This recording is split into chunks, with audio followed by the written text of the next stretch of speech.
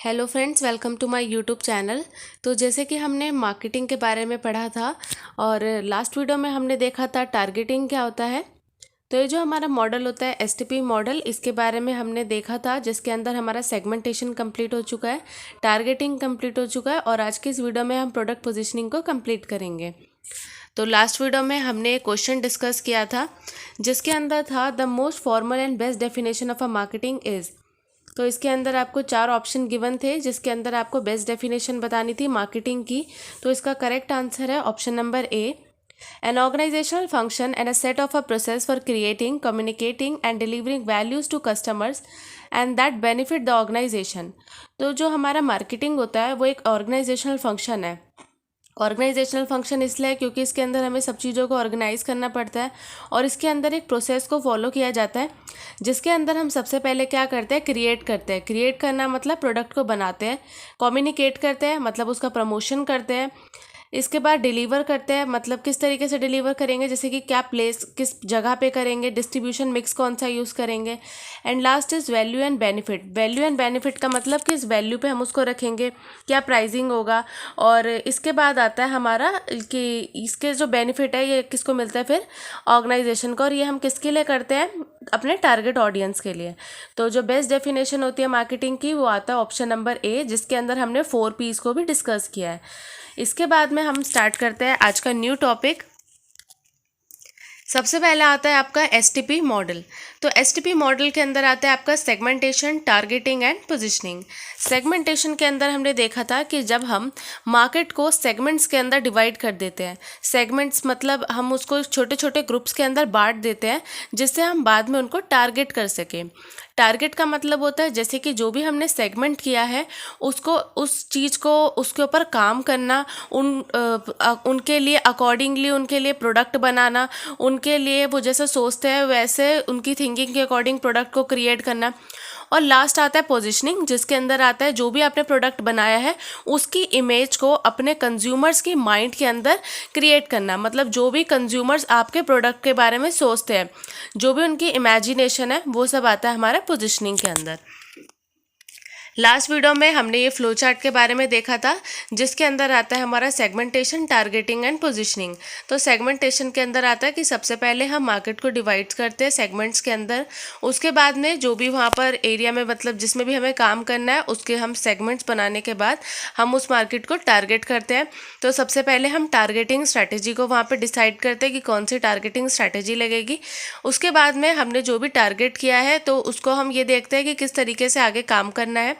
फिर थर्ड आता है हमारा पोजीशनिंग, जिसके अंदर जो भी हमारी कस्टमर्स की परसेप्शन है या जो भी कस्टमर्स की नीड है उसको हम समझते हैं और उसके बाद में जो हमने प्रोडक्ट को बनाया है उस प्रोडक्ट को वहाँ पे हम पोजीशन करना स्टार्ट करते हैं। पोजीशन मतलब कि कस्टमर्स आपके प्रोडक्ट के बारे में क्या सोचते हैं, उनकी इमेजिनेशन क्या है।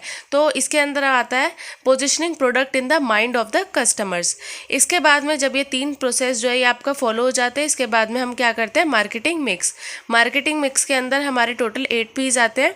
इसकी वीडियो आपको मेरी प्रीवियस वीडियोस में से मिल जाएगी। इसके बाद आता है कॉन्सेप्ट ऑफ पोजिशनिंग। पोजिशनिंग किसे कहा जाता है? Positioning is the process of creating a distinct mental position और a image of a product और a service in the mind of the consumer as compare to other brands in the market. तो किस तरीके से आप अपने product की imagination को क्रिएट करोगे अपने कंज्यूमर्स के माइंड के अंदर, और आप अपने प्रोडक्ट को किस तरीके से अपने कॉम्पिटिटर्स के प्रोडक्ट से बेहतर दिखाओगे, तो उसको हम बोलते हैं पोजिशनिंग। इसके अंदर आप एक इमेजिनेशन मतलब जो कस्टमर्स आपके प्रोडक्ट के बारे में क्या सोचते हैं, कैसा इमेजिन करते हैं, तो इसके अंदर आपका वो आता है। इसके बाद आता है according to Philips Kotler. Philips Kotler ने क्या डेफिनेशन दी थी? तो फिलिप्स कॉटलर ने बताया था positioning is the act of designing the company's offering and image to occupy a distinct place in the mind of the target market. इसके अंदर आता है कि जो भी कस्टमर्स है आपके, जो भी आपकी टारगेट ऑडियंस है, वो आपके प्रोडक्ट को किस तरीके से देखती है, वो आपके प्रोडक्ट के बारे में कितना जानती है, किस तरीके से वो उसकी पोजीशन है। तो इसके अंदर फिलिप्स कॉटलर ने आपको यही बताया था कि जो भी इमेजिनेशन होती है किसी भी प्रोडक्ट की, वो कस्टमर्स उसके बारे में क्या सोचता है। इसके बाद आता है आपका, अब जैसे कि हमने बहुत सारे एग्जाम्पल्स देखते हैं इसके। तो हमने जैसे ऐड आती है, डैंड्रफ के बारे में कोई बात करता है, तो अगर कोई डैंड्रफ के बारे में बोलता है कि हमारे डैंड्रफ है, तो वो उसको क्या रेकमेंड करते हैं कि हेड एंड शोल्डर का जो शैम्पू होता है उसको यूज़ करो। इससे क्या होता है, डैंड्रफ जो है वो ख़त्म हो जाएगा। तो डैंड्रफ सुनते ही हमारे माइंड के अंदर कौन सा प्रोडक्ट आया, हेड एंड शोल्डर। वैसे बहुत सारे वो होते हैं, शैम्पूज़ होते हैं, बट जो भी आपके माइंड के अंदर जल्दी से क्लिक करता है कि हाँ ये वाले शैम्पू को आप यूज़ करो, तो उसको हम बोलेंगे पोजिशनिंग। जैसे कि अभी जैसे हमने डैंड्रफ की बात करी, तो हमारे माइंड में क्या है, हेड एंड शोल्डर। बहुत सारे प्रोडक्ट मार्केट के अंदर अवेलेबल है, बट एकदम से जो भी आपके माइंड के अंदर आता है तो उसको हम बोल देंगे पोजिशनिंग। अब इसके बाद आता है हमारा सेकंड एग्जांपल, जैसे कि टूथपेस्ट। अब हम जैसे मार्केट में जाते हैं टूथपेस्ट लेने, तो हम क्या बोलते हैं, भैया एक टूथपेस्ट दे दो, तो हम उसका स्पेसिफिकली नाम नहीं बताते। तो अब टूथपेस्ट सुनते ही लोग क्या सोचते हैं, कोलगेट मांग रहा है, तो वो उसको क्या दे देते हैं, कोलगेट। तो वो उसको कोलगेट ब्रांड का दे देता है। टूथपेस्ट सुनते ऐसे नहीं है कि वो उसको कोई और दे दे, दंत कांति दे दे। अगर आपको दंत कांति लेनी है तो आपको स्पेसिफिकली उसका नाम बताना पड़ेगा। तो इसके बाद हमारा थर्ड एग्जाम्पल आता है मिनरल वाटर। अगर मिनरल वाटर का केस है तो आप सबसे ज़्यादा ट्रस्ट किस पे करते हैं, बिस्लरी ब्रांड पे।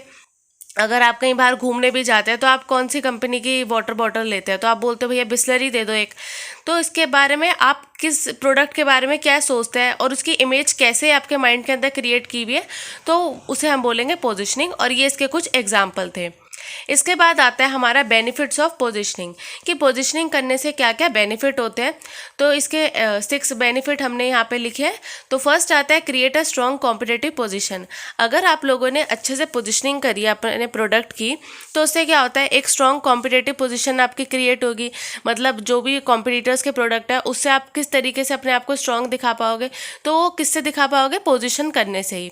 सेकेंड आता है इम्प्रूव सेल। अब कोई भी कंपनी होगी उसके सिर्फ 2 ही टारगेट रहते हैं, एक तो इम्प्रूव करना सेल को, और सेकंड होता है मैक्सिमाइज करना प्रॉफिट को। अगर पोजीशन आपने अच्छे से की होगी अपने प्रोडक्ट की, तो इससे क्या होता है, आने वाले टाइम पर जो सेल होती है वो भी इसकी क्या होती है, इम्प्रूव होती है। थर्ड पॉइंट आता है define a clearer target market.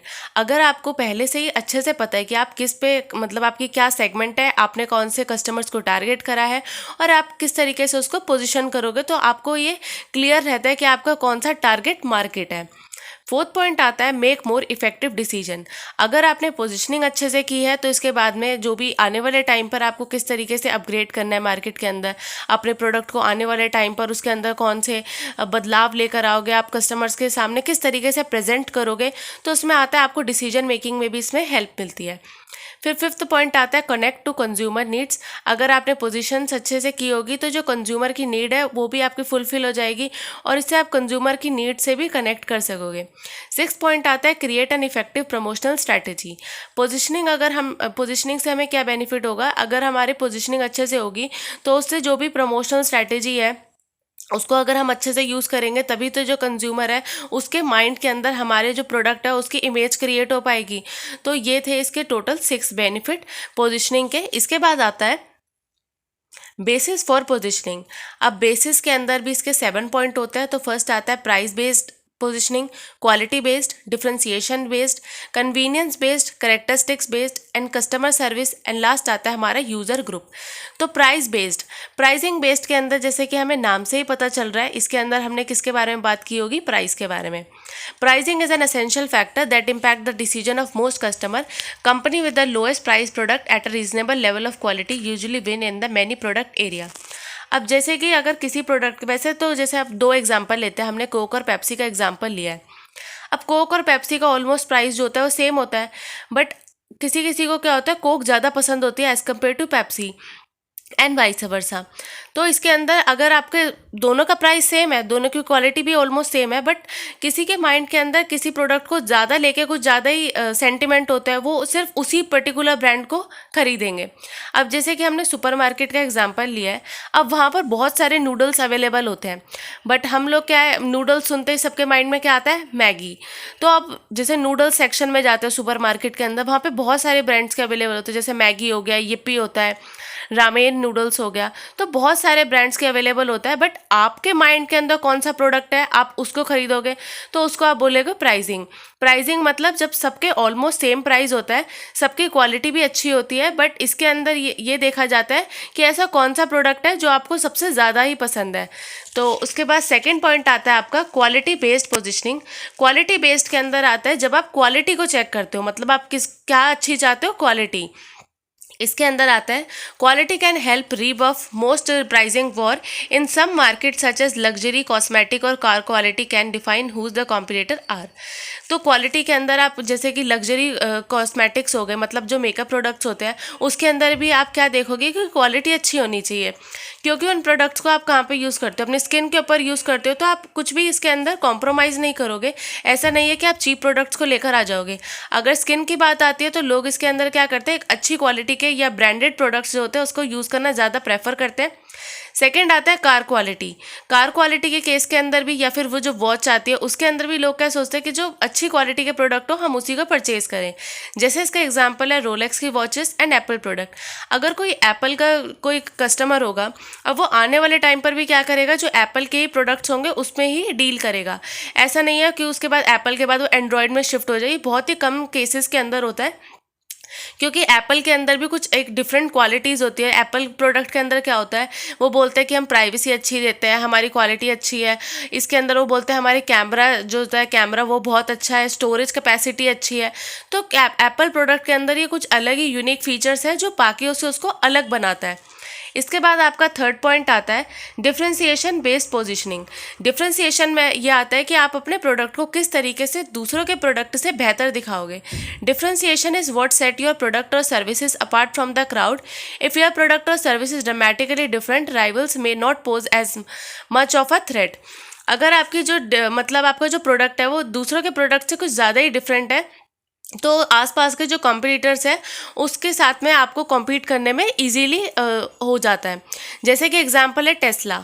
अब जो टेस्ला की कार आती है, उन्होंने बोला कि हमारी जो कार है वो बाकी कार से बहुत ज़्यादा डिफरेंट है, हमारे फीचर्स अच्छे हैं, इसके अंदर बहुत सारी क्वालिटीज़ है।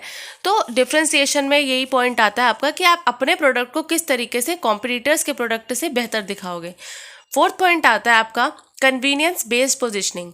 कन्वीनियंस के अंदर आता है कि जो टाइमली कन्वीनियंट हो, सबको इजीली अवेलेबल हो जाए। इसके अंदर बोलेंगे convenience create an easier life for customers from location to usability. Convenience could incorporate something like feature return and e commerce. Example is Paytm और मिंत्रा। अब देखो कन्वीनियंस के अंदर क्या आता है, जो कि टाइमली अवेलेबल हो जाए, सबको ईजीली अवेलेबल हो। और पेटीएम के अंदर क्या है, जैसे कि आप 24/7 आप पेटीएम कर सकते हो। पेटीएम के अंदर कोई ऐसे बाउंडेशन नहीं है, टाइम लिमिट नहीं है। और पेटीएम का क्या है, वो किसी भी जगह पे आपका चल जाएगा, बस आपके पास जैसे कि नेट होगा तो उसके बाद आप पेटीएम कर लोगे। तो पेटीएम बहुत ही कन्वीनियंट ऐप है। अब मिंत्रा की भी ऐप क्या है, वो क्या बोलते हैं कि जैसे कि कोई भी आपने क्लोथिंग वहाँ से परचेज़ करी तो वो बोलते हैं 30 डेज़ की रिटर्न पॉलिसी होती है। अब 30 डेज़ तो बहुत ही ज़्यादा होता है, वो लोग इतना अच्छा मतलब प्रोवाइड करवाते हैं कि अगर आपको कोई क्लोथिंग पसंद नहीं आ रही तो आप 30 डेज़ के अंदर उसको रिटर्न कर सकते हो। तो ये ऐप बहुत कन्वीनियंट है। इसके बाद आता है आपका फिफ्थ पॉइंट में आता है करेक्टरिस्टिक्स बेस्ड पोजीशनिंग।